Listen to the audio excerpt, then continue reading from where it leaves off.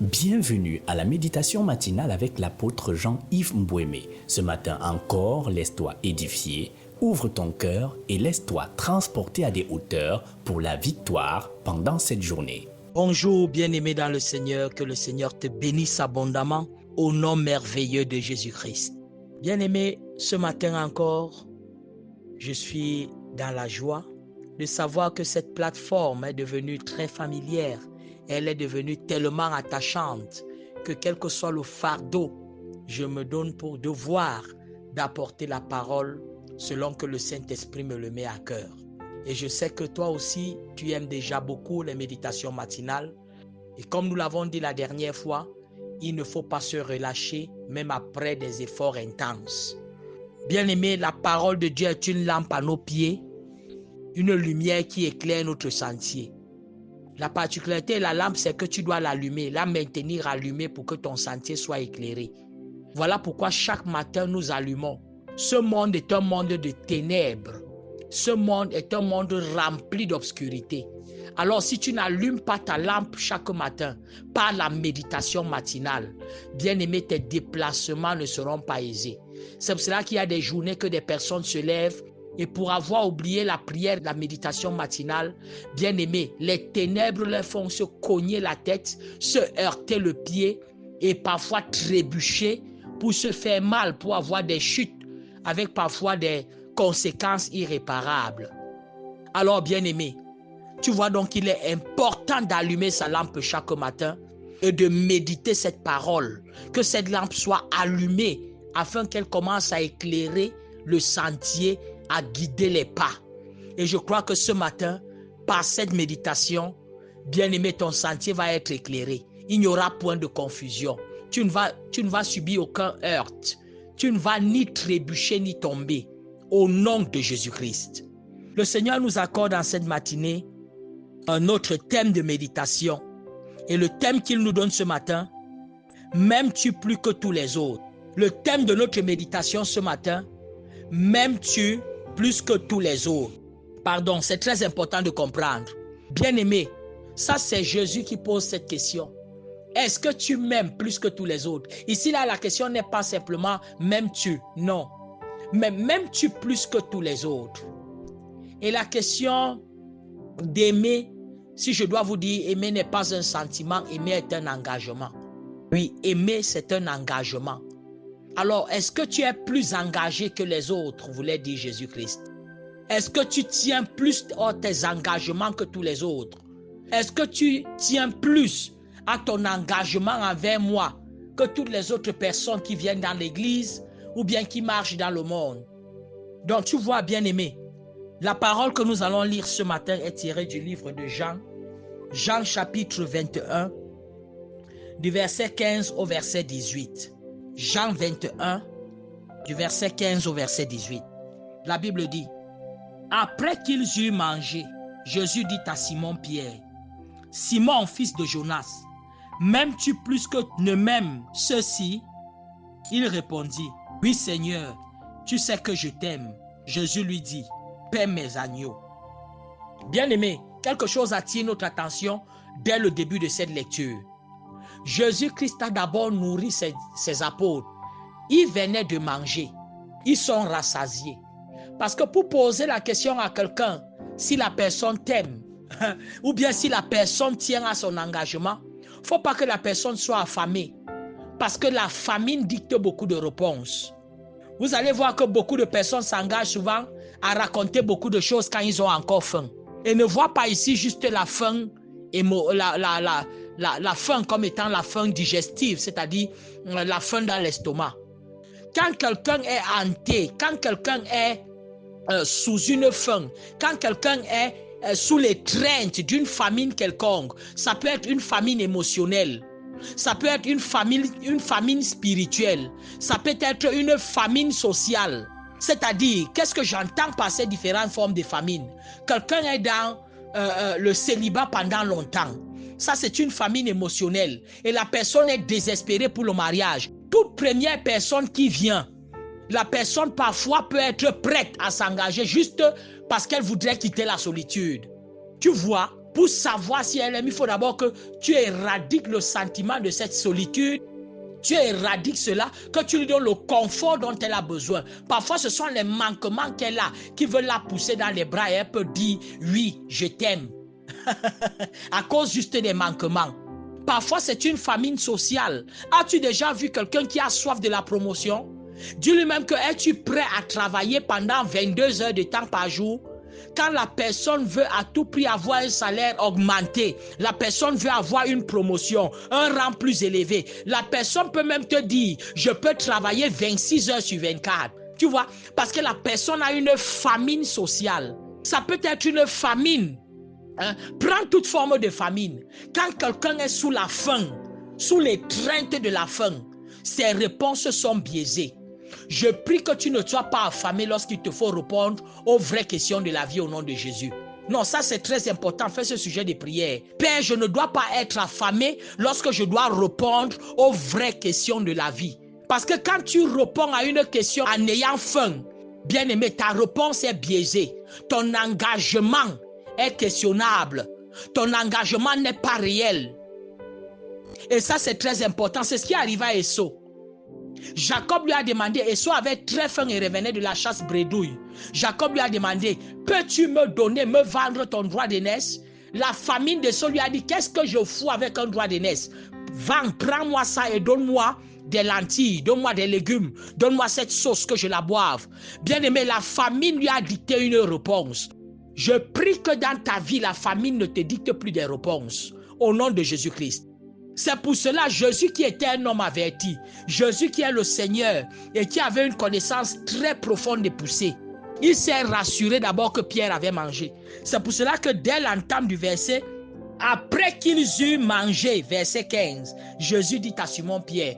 Donc Jésus attend parfois dans ta vie quand tu es satisfait. Il t'a offert le confort, il t'a offert l'avancement, il t'a offert telle chose, il t'a donné les enfants que tu cherchais, il t'a donné le succès, il t'a donné la promotion, il t'a donné quelque chose, il t'a donné la vie, il t'a donné la santé. Quand il t'a déjà donné ça, il te pose alors maintenant la question, est-ce que tu m'aimes plus que tous les autres? Et c'est là que tu dois faire attention à ta façon de répondre. Est-ce que ton engagement est plus que tous les autres? Regardez. Pierre rapidement lui répond, comme quelqu'un de très rassasié.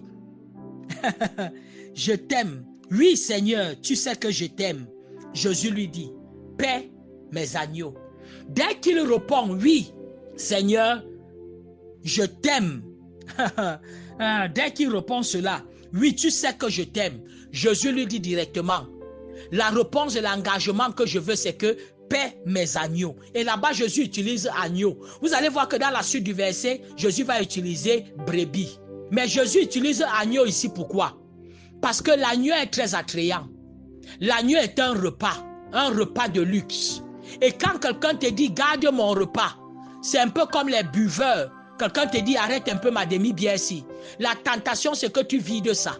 Donc, Jésus, après l'avoir fait manger, il lui dit, si tu m'aimes, si ton engagement est réel envers moi, ce que je te demande de faire, donc l'amour nous pousse à un engagement. Et l'engagement que Jésus dit à cet homme, c'est que, à Pierre, c'est paie mes agneaux. Paître les agneaux nécessite que tu sois fidèle. Parce que de temps en temps, tu vas vouloir prendre un et faire un repas. De temps en temps, tu vas vouloir vendre un parce que c'est très coûteux. De temps en temps, tu vas vouloir. Tu peux en faire une fortune personnelle. Mais Jésus dit paix. Il n'a pas dit paix juste les agneaux. Il a dit paix mes agneaux. Écoute chaque jour les méditations matinales pour ta croissance et ton éveil spirituel. Pendant que tu écoutes méditation matinale chaque jour, tu grandis, tu t'édifies, tu reçois la force dès le matin pour confronter et vaincre les challenges de la journée. Donc c'est-à-dire ça m'appartient, mais ta responsabilité est de travailler pour leur bien-être. Je parle à quelqu'un quelque part. Jésus te dit qu'il a des biens qu'il a mis dans tes mains, mais qui lui appartiennent à lui. Et il te demande de prendre soin et de disposer de ces biens selon sa volonté à lui. C'est ça, paître mes agneaux. Ce qui peut être ton repas, il dit que ça lui appartient et c'est lui qui doit en disposer. Ah, bien-aimé, paître les agneaux, c'est quelque chose de très profond. Ça nécessite un niveau de discipline très élevé. C'est pour cela que Jacob a répondu à Laban une fois. Lorsque j'étais en train de perdre tes agneaux, je n'ai jamais mangé un seul. Parce que les bergers ont l'habitude de manger beaucoup les agneaux, mais de garder les brebis et de prendre rien que le lait des brebis. Mais l'agneau, quand tu rôtis un rôti d'agneau, souvenez-vous que Abraham, lorsqu'il avait reçu les 3 anges, il leur avait préparé un agneau. Et quand Jésus doit venir, Jésus dit, je suis l'agneau de Dieu. Voilà l'agneau de Dieu qui ôte le péché du monde. C'est quelque chose de très attrayant, de très valeureux, de très élevé. Et Jésus te confie ça. Regarde un peu ce que tu as entre les mains. C'est Jésus qui t'a confié cela. Et il demande de prendre soin et de disposer de cela selon sa volonté à lui. Au verset 16, il continue encore. Il lui dit une seconde fois, ça c'est Jésus. Simon, fils de Jonas, m'aimes-tu? Pierre lui répondit, oui Seigneur, tu sais que je t'aime. Jésus lui dit, paie mes brebis. Cette fois-ci, il dit, paie mes brebis. Bien-aimé, je vais te dire en 1 minute que paître les brebis, c'est encore un exercice très difficile. Jésus lui dit premièrement, ce sont mes brebis. Bien-aimé, est-ce que dans l'amour que tu veux montrer que tu aimes le Seigneur, est-ce que tu paies les brebis? Quelqu'un va me dire, je ne suis pas pasteur, je ne suis pas appelé en tant que pasteur. Bien-aimé, il y a une fonction. Je suis responsable de toi. Donc tu es une brebis du Seigneur, donc moi je suis responsable. Mais toi aussi tu es responsable dans une dimension ou dans une autre des vies des personnes. Et ce sont les brebis du Seigneur. Mais est-ce que tu es en train de les perdre? Paie mes brebis ici là. Dans le mot paître mes brebis, il faut que je te ramène dans le psaume 23 pour que tu comprennes. Paître les brebis, ça veut dire, tu te lèves chaque matin, tu cherches un pâturage qui sera approprié pour leur confort, tu les conduis là-bas. Quand tu as sommeil, tu ne peux pas dormir parce que dans la nuit, tu dois veiller à ce qu'un lion ne vienne pas dévorer une brebis. Dans la journée, tu dois les conduire et tu dois chercher l'eau là où elles vont boire. Bien aimé, c'est une contrainte énorme, un travail gigantesque qui expose ta propre vie parce que parfois les prédateurs vont vouloir frapper le berger pour que le troupeau se disperse et qu'ils soient en train de manger. Tu es le berger de ta famille, paie les brebis.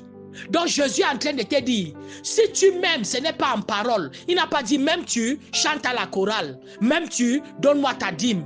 M'aimes-tu, donne-moi tes offrandes. M'aimes-tu, viens écouter les enseignements. Ce n'est pas juste ça, bien-aimé. Il dit à Pierre, pour que tu me dises que tu m'aimes plus que tous les autres, ce n'est pas venir rien que chanter à la chorale, c'est paître mes brebis, mettre toutes tes finances à ma disposition, mettre ton corps à ma disposition, mettre ton être à ma disposition, mettre tout ce que tu es à ma disposition totale. C'est ça, paître mes brebis. Oh, bien-aimé, c'est très profond. C'est un travail de toute une vie. S'adonner sous le soleil comme sous la pluie. Sous la pluie, tu ne peux pas fuir. Tu dois rester là, veiller sur les brebis. Sous le soleil, tu ne peux pas. Tu dois rester là. Même quand tu veux aller quelque part et te déplacer, tu dois te déplacer avec les brebis. Bien-aimé, c'est ça, aimer plus que les autres. Plus que ceux qui viennent seulement dans l'église et s'asseyent, bénéficient des grâces de Dieu et ne répondent pas. Est-ce que ton investissement dans l'évangélisation est important? Est-ce que tu soutiens une œuvre évangélique? Paître les brebis. Voilà une dimension de paître financièrement des brebis.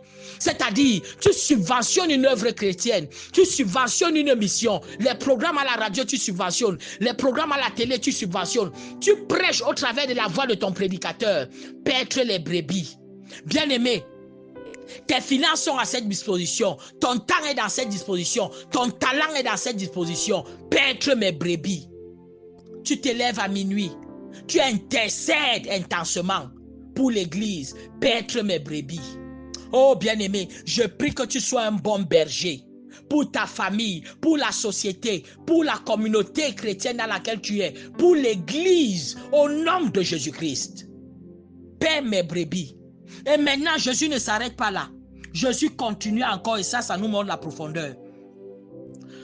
Il lui dit pour la 3e fois, Simon Pierre, fils de Jonas, m'aimes-tu? Pierre, attristé de ce qu'il lui avait dit, pour la 3e fois, m'aimes-tu? Et il lui répondit, Seigneur, tu sais toutes choses, tu sais que je t'aime. Jésus lui dit, paie mes brebis. En vérité, je te le dis, quand tu étais plus jeune, tu te saignais toi-même et tu allais où tu voulais, mais quand tu seras vieux, tu étendras tes mains et un autre te ceindra et tu marcheras où tu ne voudras pas. Bien-aimé, ceci nous dit encore quelque chose. Bien-aimé, pour la troisième fois, ça veut dire Dieu veut que tu renouvelles et que ton engagement soit complet. Le Père, le Fils et le Saint-Esprit. 3, c'est le signe de la complétude. Bien-aimé lui a dit la troisième fois, même tu.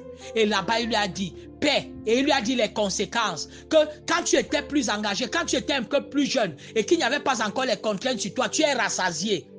Toi-même, tu prenais la ceinture et tu t'engageais. Mais il va arriver un temps où l'ennemi va apporter des épreuves, des difficultés. Là où parfois tu veux t'élever pour intercéder, mais des choses t'en empêchent. Là où parfois tu as des finances, tu veux donner pour subventionner l'œuvre, mais Satan crée des problèmes quelque part. À ce moment-là, tes finances ne partent pas là où tu voulais, mais ça part là où le diable est en train de vouloir faire. Et c'est là où Jésus te dit, à ce moment, rappelle-toi que tu dois toujours paître mes brebis. Ah, quelqu'un comprend maintenant. Il dit, quand tu étais, même donc, lorsque les contraintes vont s'élever et que des inadversités vont arriver, toi, tu dois rester ferme à dire que je dois paître les brebis. Oh, bien-aimé, quel que soit ce qui arrive, je te vois t'engager et tu ne décevras pas le Seigneur. À ton niveau, tu vas paître ces brebis. Tes engagements, tu ne vas pas renoncer. Engagement financier, engagement de talent, engagement d'amour, engagement de présence, engagement sur l'autel de l'intercession. Tu vas le faire. Tu vas paître tes brebis et la couronne te sera remise à la fin. Je suis l'apôtre Jean-Yves Mbouémé pour te servir. La grâce du Seigneur est sur toi. Un seul mot, une seule parole, c'est Shalom. J'espère que tu as été édifié encore ce matin avec l'apôtre Jean-Yves Mbouémé. Retrouve l'intégralité des méditations précédentes sur toutes les plateformes MEMA. Télécharge l'application MEMA sur les plateformes Play Store et Apple Store, disponible aussi pour desktop. Retrouve MEMA, méditation matinale avec l'apôtre Jean-Yves Mbouémé sur toutes les plateformes Facebook, WhatsApp, YouTube, TikTok et Édifie ton âme. Rendez-vous demain encore pour une autre méditation matinale. Like, partage et abonne-toi à la chaîne MEMA.